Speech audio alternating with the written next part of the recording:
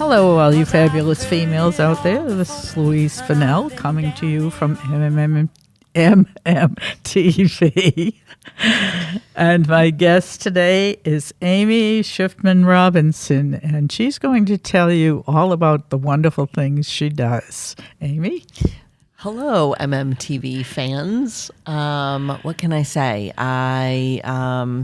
So I'm a mom, I'm a wife, and I'm also a sign language interpreter. And I work in a lot of different settings, which is exciting. It's almost like an actor that gets to put on a bunch of different coats, so to speak, or different personas, I guess, and get to be in these settings. It's quite a privilege. Yeah. I actually met you at what is it? FYA, yeah, follow your art. Yeah. Yeah. Do you work there at all, or are you? I don't. Yeah, I don't. I mean, I love art. I think, I call myself an artist, I would say, as well. Mm-hmm. But yeah, for the storytelling event, that's also a fun event that they have. Oh. Now they have more often. Yeah. Mm-hmm. Yeah. And what does that involve, the storytelling event? Is it kids, adults, both? I think, well, for the one that I do at Follow Your Art, sometimes I participate, sometimes I don't, but I think that's more for adults. I think that would be great for kids. But yeah, I tend to just go, and I love to just sit there and listen to people's stories. And then sometimes I just get up and, tell either a funny joke or a funny story. How did you get into this? How did I get into storytelling or sign language? Sign language. Oh, into sign language. So Sesame Street. Yeah, there was a deaf woman on Sesame Street growing up, and really? Yeah, and I wanted to learn the language. I thought it was great to, have this language that didn't have any audio. Yeah. That was communication and silence. And so I decided one day when I was in high school, I wanted to know more about how to interpret. I wasn't sure actually if it was interpreting or I just wanted to learn to sign. I got one of those cards that had sign language on them, everybody does, right? Yep, and right. One day I had it and I was chewing gum and I needed something to put my gum in and I put it in that, and then I don't remember any of the signs that were on that. But so then I always wanted to take a class, but I kind of put it off because I felt like there were other things that I needed to do instead. Yeah. I thought that sign language was like playing charades for hours, and I Sure. thought that was just fun. And then when I was in high school, there was a class that I had to make up a test, and so I went to go to this class, and there was an interpreter in this class. There was a deaf student that was in the class. I did not know that there was a deaf student there. And when the class was over, I went over to the interpreter and started asking her questions about what she did and how, and if she had any advice. I don't really remember what she said. Okay. But then, so that was high school. And then I think when I was in college, I took all of these required courses, again, thinking that sign language was just playing charades for a while. So I took all of the required courses that I needed, more liberal arts to see what I was interested in. But I always loved languages. And then I finally took a sign language class. And about a month after I took that class, I saw a want ad that was asking for someone that knew sign language or was willing to learn, working at an independent living center in Worcester. Oh, wow. Yeah, and so I interviewed for the position. It was a 3-hour interview. Wow. My mother took me. She thought they kidnapped me. But I met so many people that were in the office. It wasn't just one interview with one person, but I met with the executive director, and I met with the director for the it wasn't a deaf program, but they were skills trainers, and it was like 6 deaf individuals that worked there that had a bunch of different jobs. And then after that interview, they told me, I think the next day, that I got the job. Oh, which was great. Wow. Yeah, and then I worked there for about 4 years, and then there was in Worcester, a public school was looking for an interpreter. I was also going to Northeastern at the same time, and then I decided that I would like the job working at a public school, interpreting for the deaf students that were there, that were mainstreamed. Yeah. And from the time that I met the interpreter in the classroom, 10 years later, I was the interpreter in the classroom. Oh, wow. yeah. Oh, that's neat. Yeah. Yeah. Did you ever have anything to do with the deaf school in Beverly? No, I mean, I do know people that work at that school, but I've never worked there. But I do know about it. I've actually never been to it, but I do know. Yeah. Okay. Yeah. I used to live in Denver, so I close. I knew someone. Neighbor. Yes. Yeah, Yeah. exactly. So I just wondered about that. Yeah. So you worked in the school system. Did you work in any other situations, or was that mainly? I do. So I worked in the public schools, and then after I worked there for about 5 years, I started working at the Learning Center for the Deaf in Framingham. And I was there for about 5 years. Yeah. And that was kind of like a little freelance opportunity under one roof, because everything that goes on there is everything that you would face if you were freelancing in the real world. IEP meetings, theater, I mean, whatever you can think about, you do your daily jobs, or everything that you do during the day, every day. Wait, you said one thing that you said IEP meeting? Oh, an IEP, an individual education plan. So a lot of those students have plans that offer them more support. Oh, okay. Yeah. And so I would do those meetings. They also had a school for emotional and behavioral students that had issues, emotional and behavioral issues. And that's a different program, but that's on their campus. So they would do a lot of therapy, one-on-one therapy with them, meetings also with them. So yeah, I mean, everything that you can imagine that people do daily was something that I would interpret. Yeah. Something I'm wondering about, sort of for personal reasons, but like I'm kind of losing my hearing. Okay. It happens when we get older. Yeah. You know, and I've noticed it gets a little worse and a little worse as time goes on.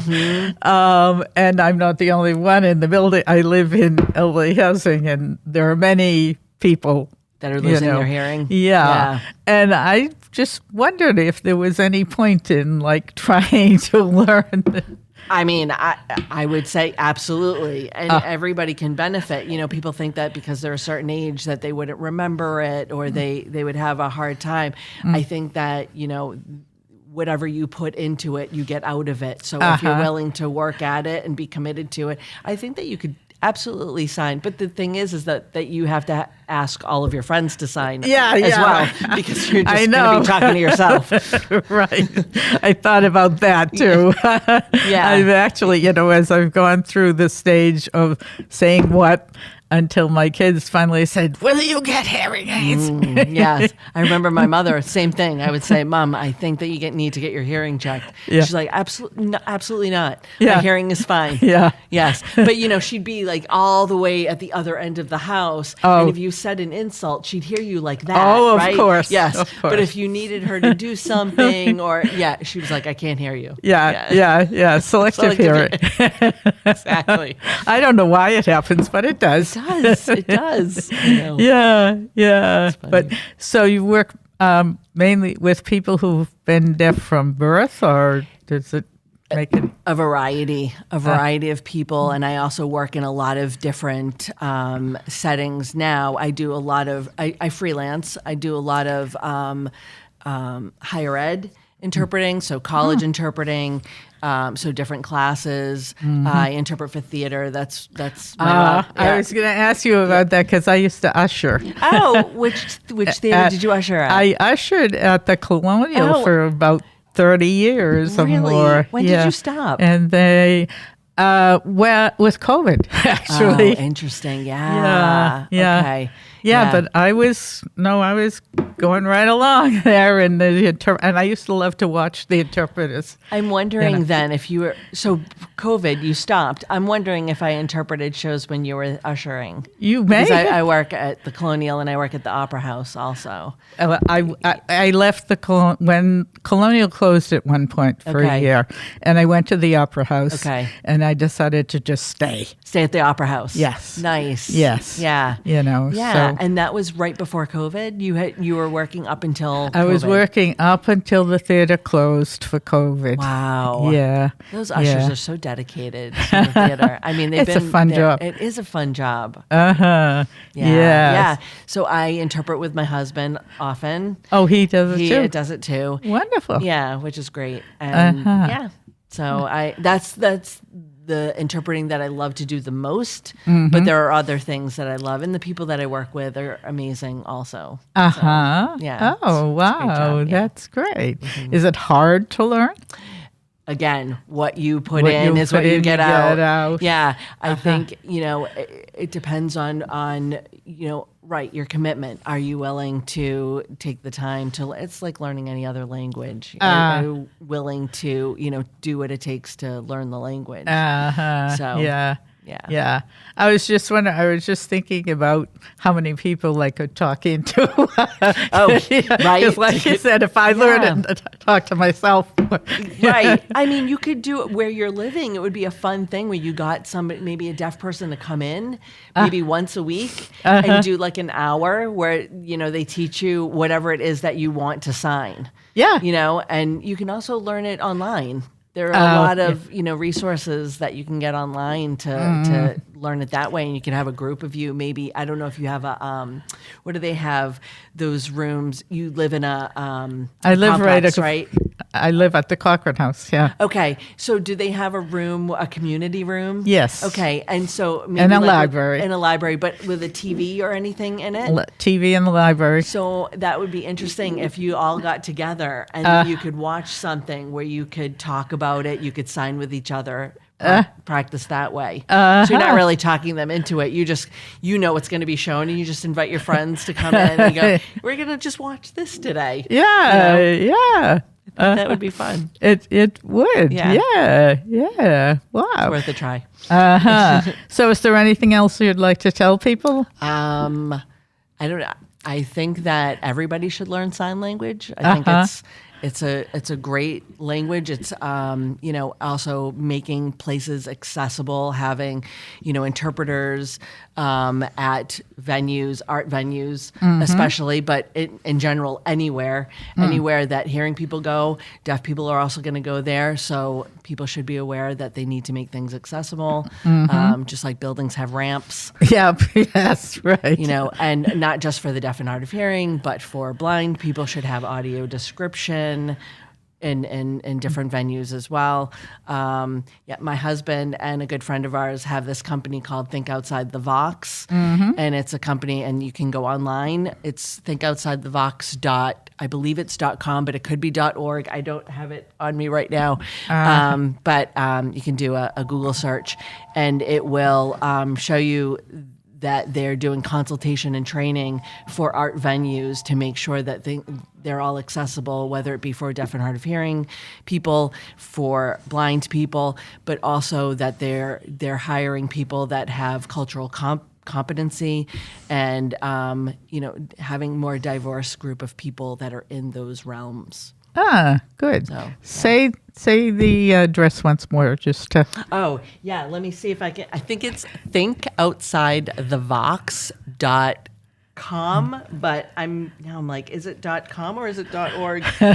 My husband's gonna kill me. Let's see. Let's see. Hold on, really quickly. I'm looking for it. Okay, fine. You people out there can wait a minute, can't you? You can wait. Thinkoutsidthevox.org. O-R-G. Okay, awesome. Check that out. And yeah, I would say if people are really interested in learning sign language and going to art venues, museums, theaters, there is a lot out there in Cambridge and Boston. And yeah, learn sign language.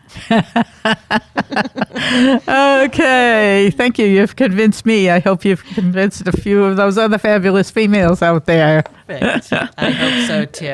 Okay, thanks a lot. This is Louise Fennell coming to you from mmtv in Melrose. Hope you have a wonderful week.